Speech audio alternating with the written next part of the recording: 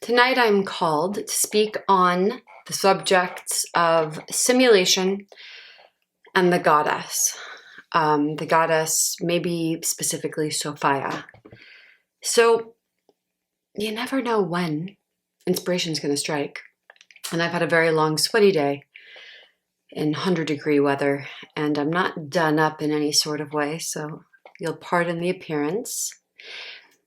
But it's like when inspiration strikes, you gotta go for it. And I've been building this subject up within myself for a while now.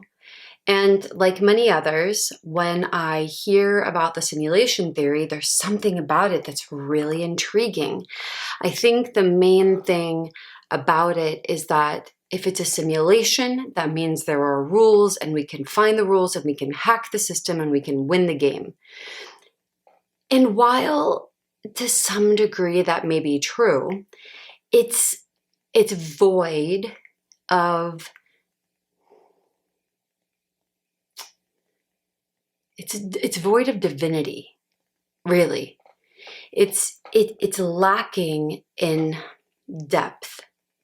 It reduces everything to a 1 and a 0, and that's a very convenient narrative for the technocracy, because it basically makes them the kings, right? The kings. I would say the queens, but I really can't name one, so it's mainly the kings.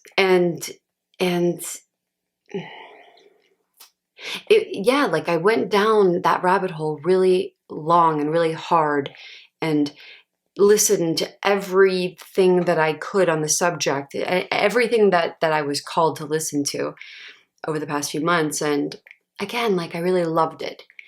I loved it. I was falling in love with this idea. But there was like a deeper longing, like a deeper truth that was drawing me back simultaneously. It was like a battle for my spirit.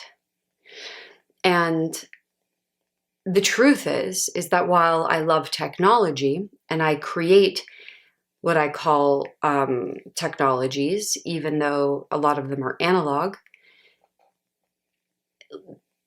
I love nature. Like above all else, I love nature. And that's actually, if I look at my days and I look at where my joy comes from, and I look at what I'm willing to sweat and, strain and work really hard for, it's most certainly that over technology. So I get very frustrated now in front of a computer or having to edit or having to create documents and Excel sheets. And there's like this part of my brain that is very much wired for that. But the other side is starting to win, which is kind of cool. And never had I been more in my mind and more in my head than the past few years, but simultaneously never had I been more immersed in nature. So it was a very strange dichotomy that I've been experiencing. And I'm not saying one is right and one is not, but the goddess within was calling to me. And nature is undeniable. Like nature is what she is. And I had these different thoughts and experiences that had me questioning even nature. For example, I did 5-MeO and years ago, and when I would come out of it, it was like everything was geometric. Everything was geometric. Like, and you could call that the D. And I wonder, because I almost always did organic and not synthetic, but what if it was synthetic? And that's why I saw things that way. I don't know, but I that was where that question began. Like, what is this really? Like, are these all just illusory playing cards and like I listened to Howdy Mikowski today talking about whether or not we create our realities. And he says that in a hologram, that there are, I don't know why I quoted it, maybe just because I don't know if it's a hologram, that there are two sources of light. And he says that we bring half the source of light, and then the material plane brings the other half. And so he proposes that we have 50% control over our reality. I don't know. I don't know what I think about that. But I do know that I'm able to create and draw to me really wildly specific shit and awesome stuff too. I can have the most random thought. It could be like a pink elephant, and one could just like, show up in my life. It's bizarre. It's bizarre. So that tells me that there's something else. I'm waiting for the explanation of how the goddess and nature are involved in synchronicity in that way. Because there is this logical, linear, or not, maybe it's not linear, that's not the right word, but like structure that I know I'm able to navigate. And right before I came back to the Sophia myth, the fallen angel, the fallen goddess, story, I was really so certain that reality was 100% being created by us, and that whatever you believed is what you were experiencing, because there's no other way to explain how so many millions of people and billions or whatever are having such unique perspectives and they're seeing their reality quite literally based on some sort of internal projection.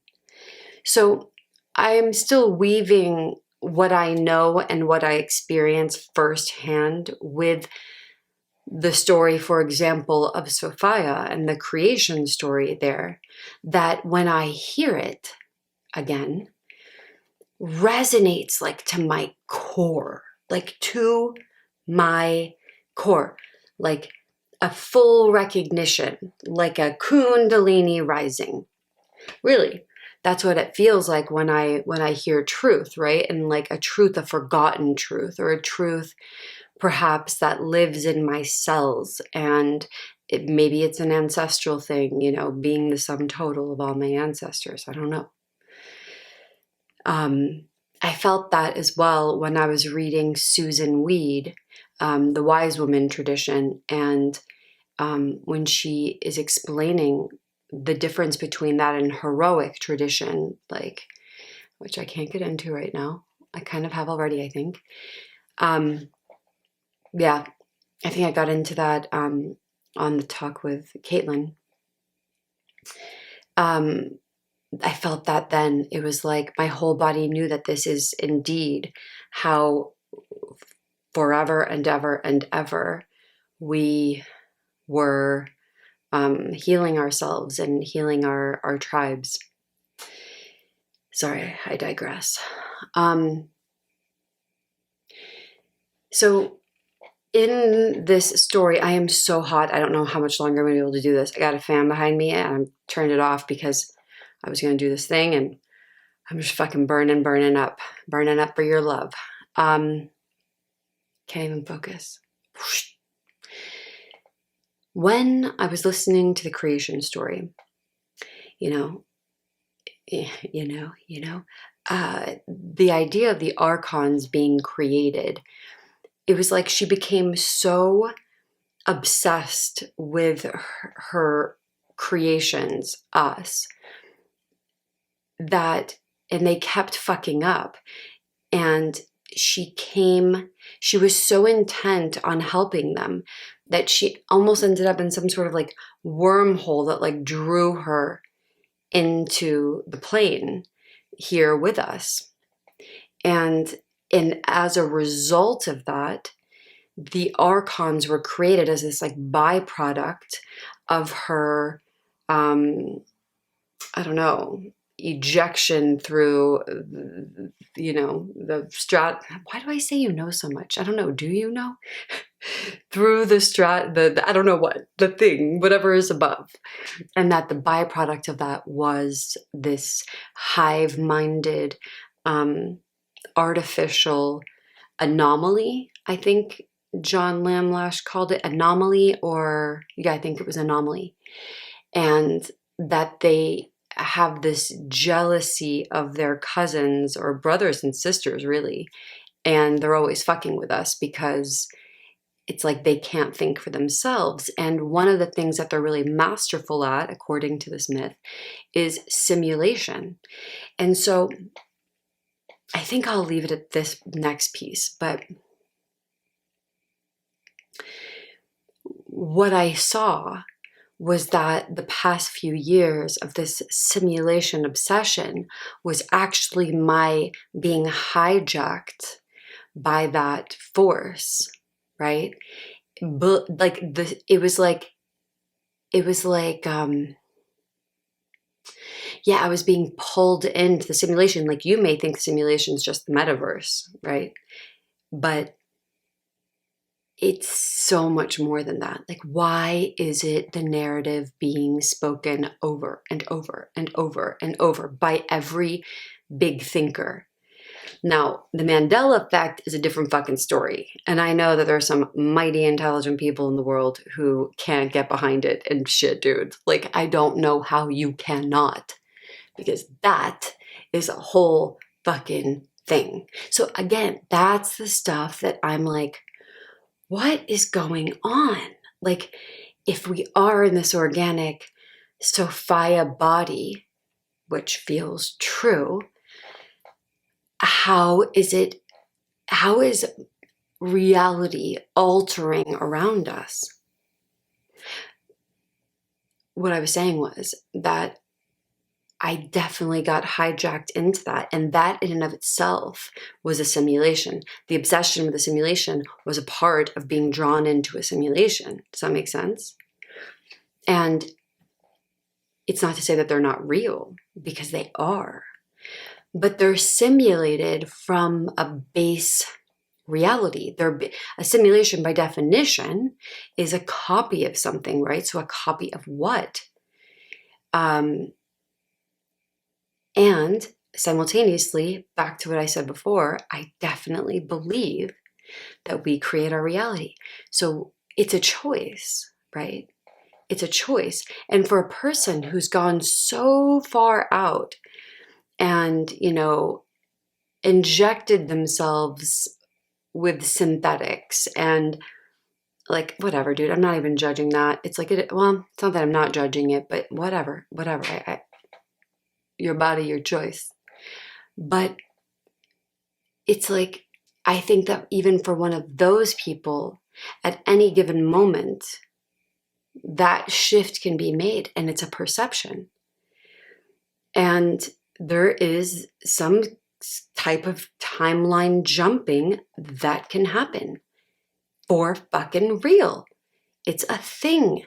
Like, you can wake up and have people that you thought were dead alive in this other timeline. It's like, so anyway, I guess I'm just, as I'm going through this thing right now, I'm, you know, gaining more and more clarity.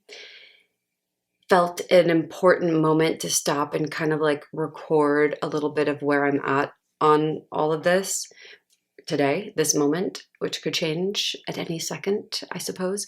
But there is some way that these two meet, and I'm excited to discover how, because I am not a denier of my own experience. And I'm constantly like paying attention, right, to like what I feel is solid in my experience, and just what resonates, and or if I hear something that I want to experience, by bringing it in and thinking about it and contemplating it, the field, which maybe it's like a combination of organic and synthetic. I don't know. I don't know. But I do know. but I don't know. But maybe, oh, I don't know where I'm going anymore. I'm just going to shut up. I think that's it. I think it's good. I'm like deliriously hot. I'm going to go rinse this day off.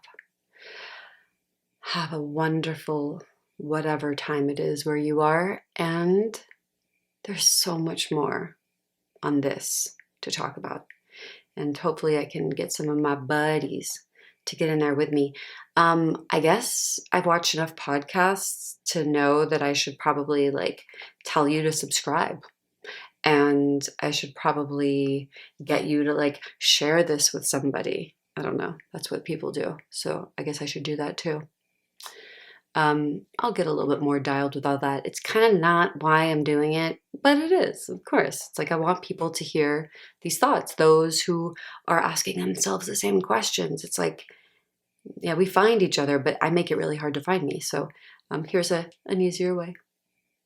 I'm also getting some very cool messages from the Sophia herself about what my next steps are on the plane, which it's like kind of bringing me back to an original intention.